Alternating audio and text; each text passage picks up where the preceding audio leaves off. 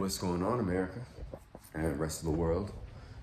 I am getting ready to eat again before we go bowling. I guess I really shouldn't be picking out like eating again because I'm going with my family and I'm meeting my girl there after work. My family, her brother.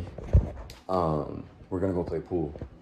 So I know she's gonna want to eat because she hasn't ate since lunchtime. But I am gonna probably smoke just a little bit, so I'm gonna be a little hungry. I know that. So I'm gonna go ahead and make me something, but I'm gonna try not to pig out or eat too much.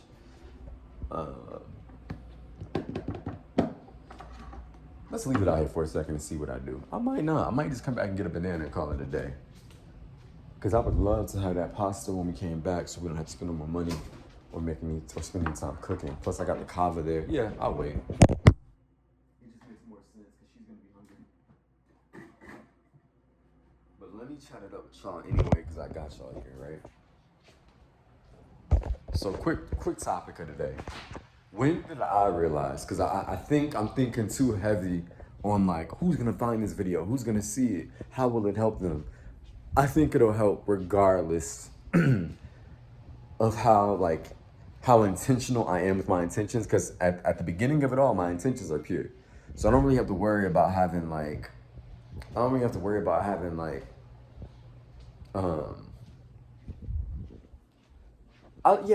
know. I just don't really worry about that type of thing anymore. Because realistically, I'm seeing a lot of these YouTube videos, some of these organic, a lot of these are forced. But a lot of these content creators are finding traction and being able to like post on YouTube. And then what they'll do is they'll let that video sit. So it'll be a very relatable video, but they don't have maybe more than 1,000 subscribers or 800 subscribers. And in that video, because it's so relatable with the title, thumbnail, whatever, it'll bring in like 20,000 people and they'll instantly get 3K subscribers from that video, right? And really all it is you never know when this is going to be beneficial. Like some of these videos are a lot of these videos are very, I'll be honest, like depressive in mood and kind of negative in how you're supposed to like immediately feel from it. But the positive is like, okay, well, misery loves company. At least I'm not the only one that feels it. At least I'm not crazy. I understand that completely. So I guess for me, it's like, let me just journal my thoughts and my days. And when the time is right, when it resonates, that like those people will find it. You know what I mean? The same way you found this video. So in that case, it really is like limitless opportunity. And I think that this is when my mind,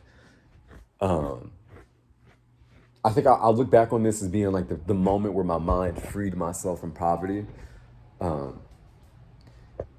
Cause spiritually, I just been conversing with God like so intimately, and I'm not really here to like explain what that means. But if you are on a similar wave space, you probably get exactly what I'm talking about. If not, just try to get in tune as much as you can with your spiritual self. And when I say spiritual self, it's not like you're two different people. I just mean like your soul.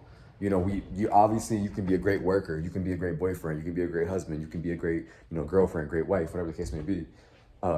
Great son, great dad, whatever. But in reality, you've got to make things right with you and God. And however you choose to do that, it's completely up to you. But when my mind started getting into that space of like intentionally trying to get better with God, I would say is like 2022. Because I went through a pretty weird time in my life from like 2020 to about 2020 to really present day, but it kicked off its peak. It kicked off its peak in like 2020 and ended its peak in like 2022. So since then, it's been like a come down of that time period. And I don't know. I look at everything as like a learning experience. I wouldn't take anything back. I wouldn't try to do anything differently. I literally would just continue to, if I'm anybody that's going through something right now in this moment, a lot of that weight feels so heavy. But I had to realize, look, at the end of the day, all of this is preparing you. All of it's preparing you. It's not like anybody's abandoning you. It's not like you won't get where you want to get to. It's just in that moment, you wanted it so bad then, and it just didn't happen. So it's gut-wrenching. And rightfully so, it should be gut-wrenching, because that gut-wrenching process, that feeling is going to turn into some type of concoction in your system, in your mind, that's going to trigger the next thing that gets you closer towards your mission, if not accomplishes the mission all in one. Just do not give up, y'all. When I to answer the question I was saying, or to expound on what I was saying earlier, the first time I really awoken, or I was really awakened to, I guess, the nature of our reality, that I can recall, like a pivotal moment had to be right after COVID. I think right after COVID started, because I was fortunate enough that I was in my last semester of getting my associate's degree. So that's like wrapping up your second year of college, right? If you go to like a community college or a school that offers 2-year degrees, whatever the case may be. I'm wrapping up my associate's degree, and I remember my professor saying at the time, this was for environmental science. He was my not my lab professor, he was the lecture professor. And he also taught at or he either worked at Johns Hopkins. I don't know if it was as a professor or an instructor, but I think he taught at Johns Hopkins. And I kid you not, I can go back on my phone and find the date, but the last day we went to class was right before spring break. And in college, spring break is usually like March or April. Our spring break was middle to like early to middle March, like second week of March would be our spring break.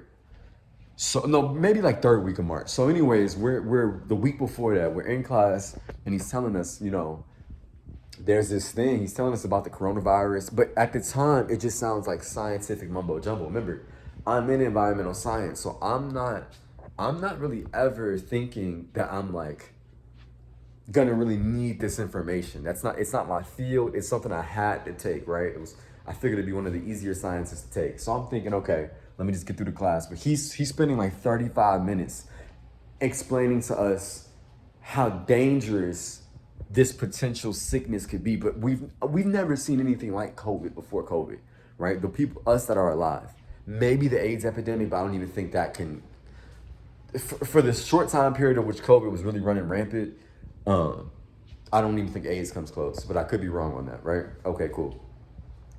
He's just talking, and he keeps saying like, yeah, we're doing some research, or I'm looking at the research, over at Johns Hopkins, and I think this thing is going to be a lot bigger than whatever people are saying, because I think there might have been like a news report circulating. I'm telling y'all, this was the week before everything shut down, can't go nowhere, can't fly, everything's done. This is the week before.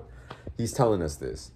And I just remember being in class, and I remember listening to him, and I remember thinking, okay, what if he's right? Like, what if he's right? But because I didn't have anything to hold on to or any reason to hold on to the information for real, I just was like, all right, cool. Left class that day. I shit you not. Spring break came. We never came back. We never came back to class. I graduated online. Didn't have an in-person ceremony. None of that. So, yeah, that shit was like a huge wake-up call in my mind, because I had all this free time now. So now I'm at home. I already didn't really know what I wanted to do. I'm only 20. I just turned 21.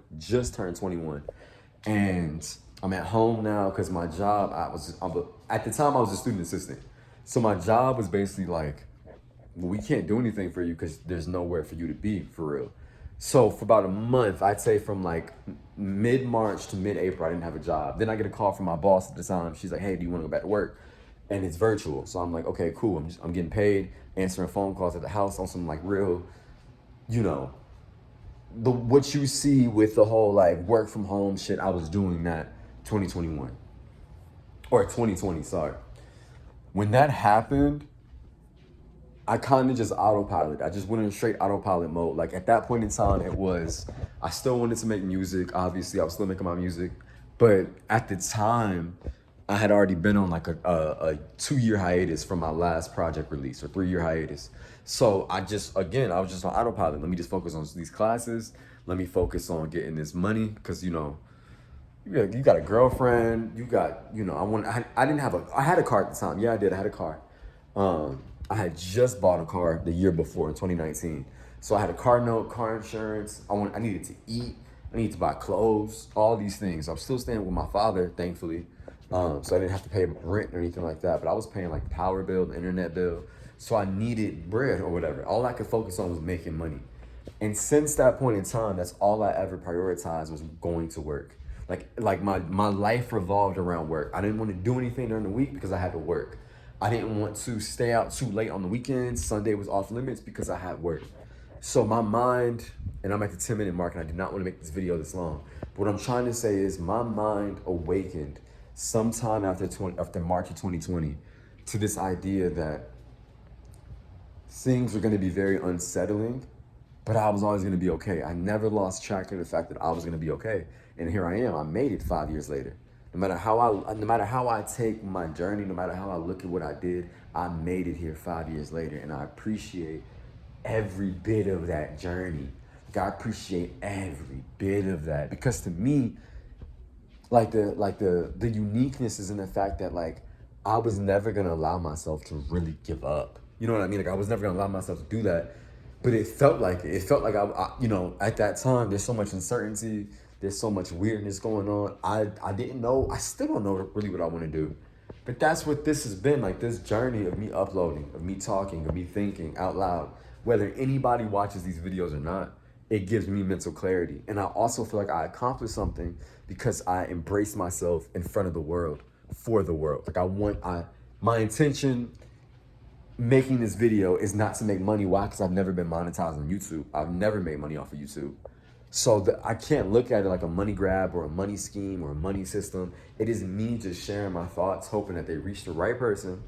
And, one day we'll see each other in real life, or you'll message me, or we'll leave a comment on the YouTube video and be like, yo, I really appreciate listening to you fucking yap. And it helped me in XYZ way. That shit is worth more than gold. So I encourage everybody to just keep your mind open. Don't let the current situation dictate your future. Don't screw yourself out of what you worked for because of any moment. No moment is greater than the goal. Just remember that. That's a Loui quote. No moment is ever greater than the goal. Keep your mind right, stay focused, stay positive. You know what I'm saying? Everything's gonna be good. All right, y'all, everything's gonna be fine. Even though it feels like the worst is taking place and the uncertainty is just creeping in every corner inch of your brain, I promise you, we're gonna be okay. So yeah, until next time, I'll catch you guys. Peace.